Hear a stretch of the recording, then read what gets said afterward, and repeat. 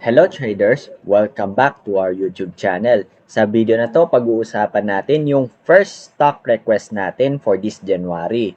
And as you can see, ang daming mga nag-comment dito sa Facebook page natin na nangangailangan ng advice or insights or tulong kahit papano para at least alam nila kung tama na ba ang panahon na to para bumili. Is it the right time for them na ba to buy or to hold on a position, or kung meron hawak, kailangan na ba magbenta or should we hold on for a little longer para ma-maximize yung gain? So, yun ang objective ng video na to para at least every week magkaroon kayo ng insight at trading plan para masundan ninyo kung ano man yung mga stocks na binabantayan nyo. So, before we get started, kung natulungan ka noon sa pagte-trade mo because of this stock request, do me a favor, please subscribe our YouTube channel and hit the bell button para at least every week na gagawa tayo ng ganito, ma-update at manonotify kayo kaagad. So, let's get started. Unang-una tingnan natin yung index natin. Kasi as you can see, yung index natin, china-challenge niya ulit yung 7,300 level. Pero as you can see, nung china-challenge niya ulit yung 7,300 level, parang same-same lang yung volume. Let's see kung i-breakout ba niya to successfully by next week. Pero at least alam naman natin na meron pa ring banta ng COVID, merong new strength ng COVID. Let's see how it would impact the world or kahit itong local market natin, lalo na kung merong risk na sabihin natin magkakaroon ng lockdown or possibility na magkaroon ng lockdown. Kasi yun lang naman yung talagang binabantayan natin. And of course, syempre, yung mga global investors, syempre, ano yan sila, maingat yan sila, and of course, they will stay on the sidelines first. So, let's get started with the first request na ni-request ni Ishi, MRC. So, with MRC, I don't see any good potential entry point as this point in time. So, I would suggest na stay on the sideline first. Obserba mo muna kung ano yung magiging takbo niya kasi nagkakaroon ng sideways or consolidation dito sa area na to. Somewhere like here, di ba? Kung makikita mo, may ganyang sideways pattern. So, let's see kung ano ang i-project ng market dito kay MRC, kung ano magiging kahinatnan ng galaw niya. Next thing is PHR. Ganun din, medyo kung alanganin ka to enter with PHR, wag ka lang umenter kasi right now, although nagkakaroon siya ng rally, medyo hindi ako confident with the movement ni PHR. So, medyo trade cautiously with this kind of stock. Yun lang yung advice ko. PHA naman, ito yung talagang very big, no? Isa sa mga, sabi nating bagger stocks na last year, 2020, up until now. At kung makikita mo, nag-breakout sa 1.61 pesos per share.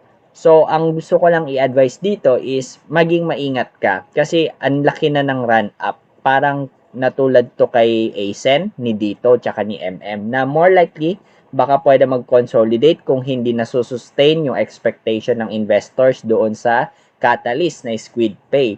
Ang tamang entry point kasi neto is dito sa 0.85 na hindi ko to nabantayan or hindi ako nakapasok dito dahil during that time, kung makikita nyo, during November to, kasabayan nila sila ACEN, MM, and dito, di ba, ina-anticipate natin yung mga movement. So, hindi naman lahat ng stocks na mapapasukan natin or lahat ng napag-aralan or watchlist, mapapasukan natin. Hindi naman. Pero ito yung good entry point.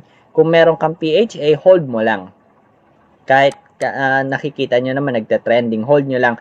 Until such time, kunwari, ma-breakdown itong 1.61 pesos per share, pwede ka na sabihin natin mag-sell in tranches. Pero, as you can see, meron kasi din mga whipsaw dito. Kunwari, ito, nagkaroon ng downward or nagkaroon ng breakdown, baka dito, nag-sell on tranches ka. Or sabihin natin, banda rito. So, may mga ganun kasing pero yung catalyst nito, I think maganda pa rin naman as this point in time. Kaya nga nagkakaroon ng ganitong klaseng movement. So next thing with JIC, BDO, DMC, and MM. So let's talk about BDO.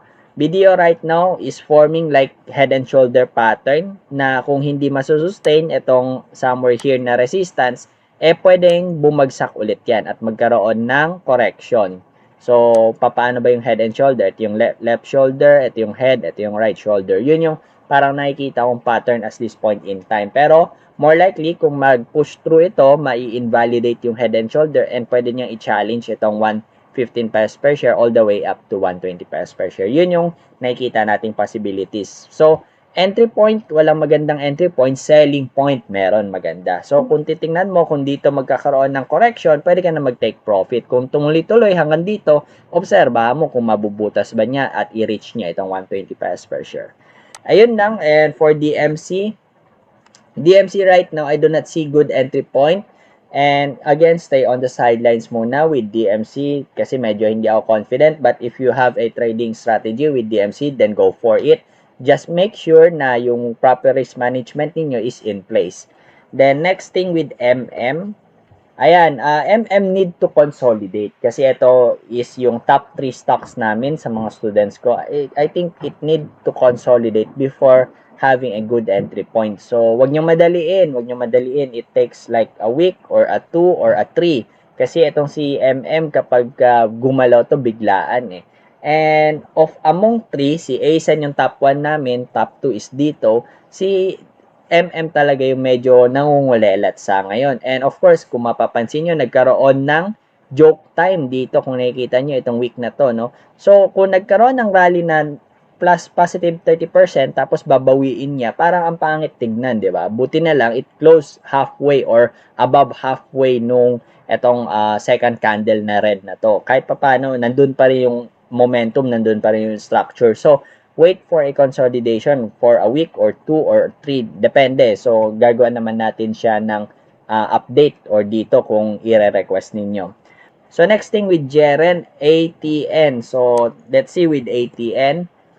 With ATN right now, I do not see a good potential entry point. So, I would suggest stay on the sideline, not unless meron kang diskarte or strategy with ATN. Then next thing with Edgar, Dito, and ACEN. Si ACEN, nagawan ko na siya ng video. Pero still, same with MM at Dito. Stay on the sidelines muna. Wait for a consolidation or proper consolidation. Si ACEN, kung gusto mong matutunan yung SRO something niya, meron akong ginawang video kahapon na ililink ko na lang sa baba para mapanood mo yung diskarte na yun. And right now, wala pang masyadong diskarte kasi medyo matagal pa yun eh. Matagal pa kasi hindi naman natin masabi na more likely baka sabihin natin by the time na ililisting date hindi natin masabi baka bumaba sa 2.37 pesos si ACEN, hindi natin masabi. So by that means walang kwenta yung SRO, right? So medyo matagal pa. Wait for the proper structure muna. It is too early to tell pa about kay ACEN. But when it comes to dito, ayan, kung makikita nyo si dito, pwedeng mag-consolidate siya in the range of 14.10 dito hanggang sa 12.5 or kung hindi mag-sustain itong 12.5, pwede siya dito sa baba mag-consolidate sa around sabihin natin 12.2 up until like 11.05. Pero ako, I'm preferably na mag-consolidate siya dito sa bandang taas kasi para at least na maintain niya yung structure.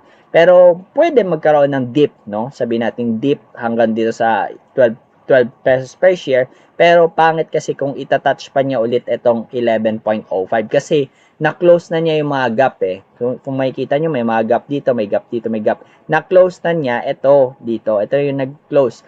Then, let's see. Kasi technical audit, January 7 and it will take 1 month, sabi naman daw nila. And let's see the result. And whatever the result, it might be, alam naman natin na sell on news yan. So, wait for a consolidation and anticipate for the March 2021 na rollout. Yun ang news dyan. Pero ako, preferably, dito siya dapat mag-consolidate.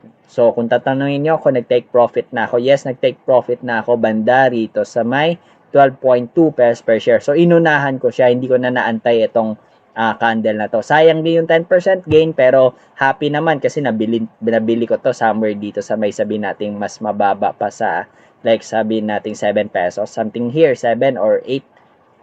Yun yung naging entry point ko. So, 50% is good already. So, next thing, with kay Edmond, no, GTCAP. So, with GTCAP, nagkaroon siya ng rally somewhere here. Pero, I don't believe na pwede ito magkaroon ng follow-through. Baka pwedeng i-target niya is itong MA20 somewhere here dito sa may 610 pesos per share. At kung talaga mabubutas pa niya, pwede niyang i-hit hanggang sa 670 pesos per share. Pero kung sabihin mong entry point right now, kung maghabol ka, medyo alanganin kasi sabihin nating 6% up to like 15%, hanap ka ng mga stocks na I think with compelling na rally na talagang may mataas na chance na magkaroon ng rally. Pero it's up to you kung ano yung nakikita mo with GTCAP. Pero I'm not just confident with GTCAP. So VLL naman, ganun din, nag-close lang yung gap na to. Kung ikaw avid fan ni VLL at binabantayan mo din to, pwede ang maging entry point mo, pwede dito sa may around 4 pesos or sabihin natin 4.3 pesos per share. Tapos i-anticipate mo yung target price na 5 pesos up until like 5.3 pesos per share.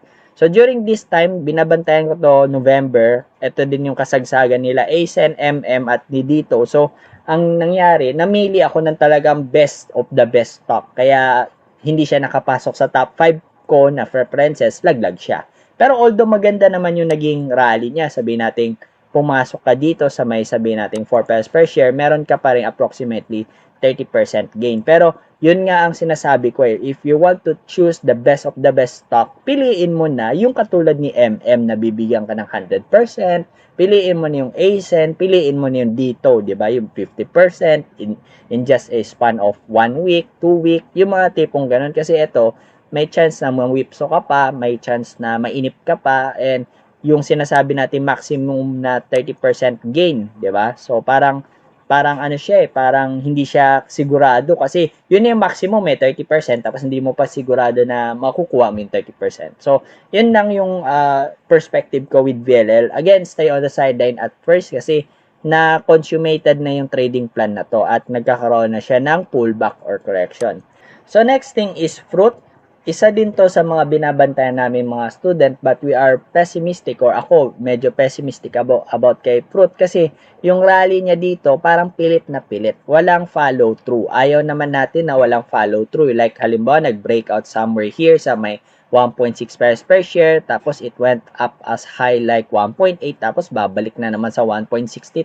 So parang ang pangit, 'di ba? You have already gained something sabihin natin kung dito yung entry mo nag-gain ka na 15% tapos binawi lang sa'yo. Parang pangit. So, yun yung advice ko din sa mga students ko na if you want to trade, sell on strength. Or kung ayaw mo, wag na lang. So, that is the two options that I have given to them.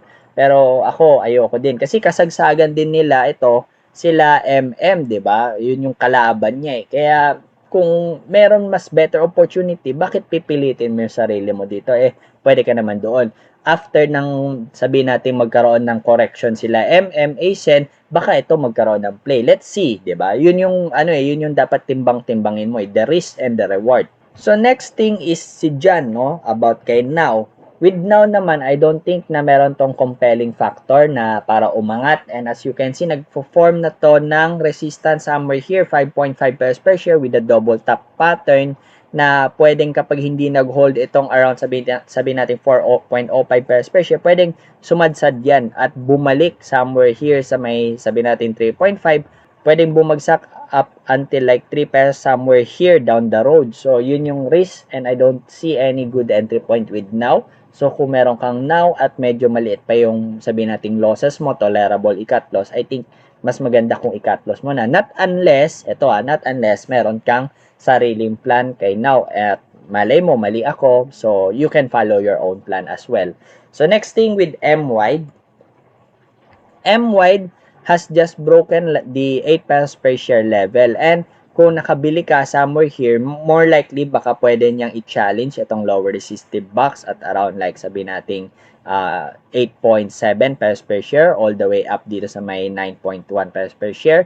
Pwede niyang i-challenge yung banda rito sa may 10 pesos per share all the way up dito sabihin nating 10.5 pesos per share. So, yun lang yung nakikita ko with MWIDE. Pero I'm not too confident with MWIDE pa rin also. And I think you need to sell on strength kapag ka MWIDE yung gusto mong stock na i-trade, no? So, next thing with, I think AR. So, with AR naman, hindi ko nakikita yung parang good entry point with AR. And I believe na you have to trade in the sidelines or very cautious. And more likely, baka hindi na to mag-hold kasi may mga signs na nagwi-weak na yung trend or yung momentum.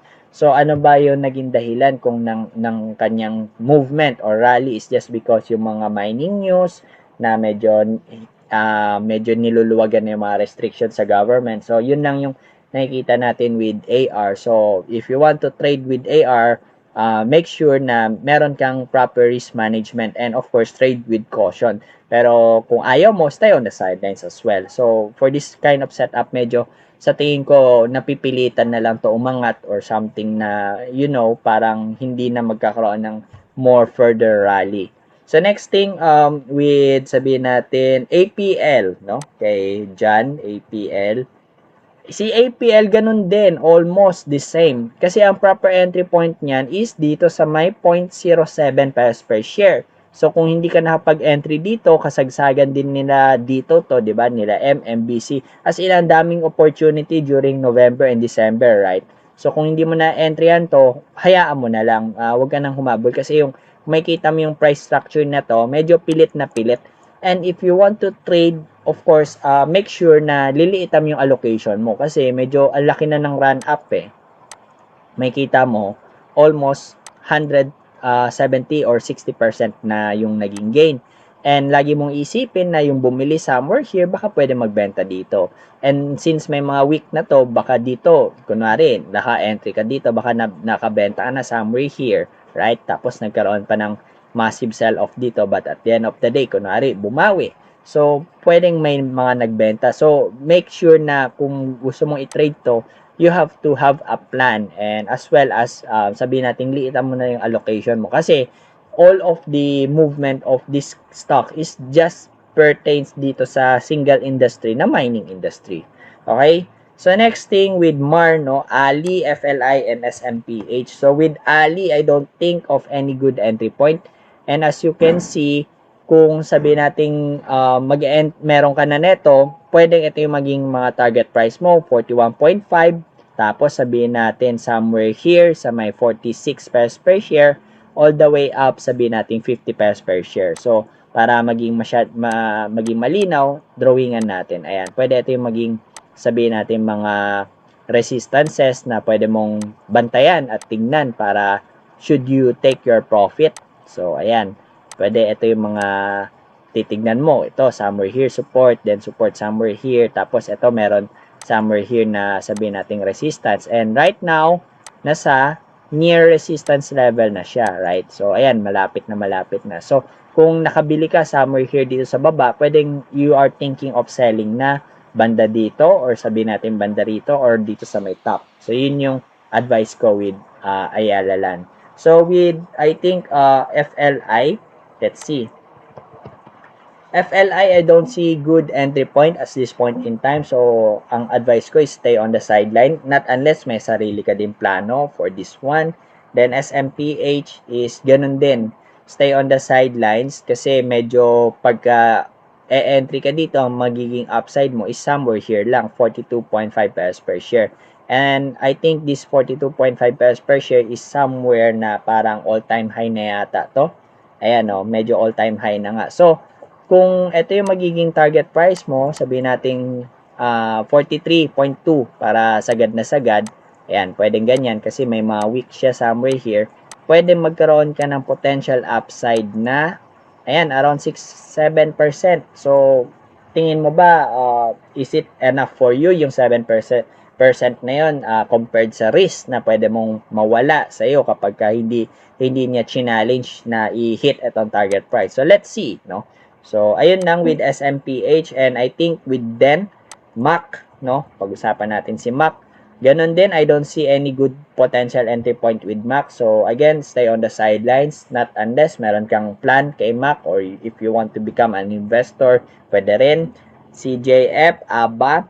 Si ABA medyo weaky to eh. Kung makikita nyo, sumusundot-sundot sa area ng 76.76 pesos per share. Pero, nagko-close below this major resistance kasi major resistance to once na sabihin natin na break ito pwedeng i-challenge itong 0.82 0.85 all the way up to 0.92 pesos per share pero ang tamang diskarte kasi niyan is you have to find a good support tapos ito yung magiging target prices mo kasi yun yung magandang plano dyan kasi sell on strength kasi ang strategy kay ABA. Kaya kung makikita mo, nagkakaroon ng wiki style, no?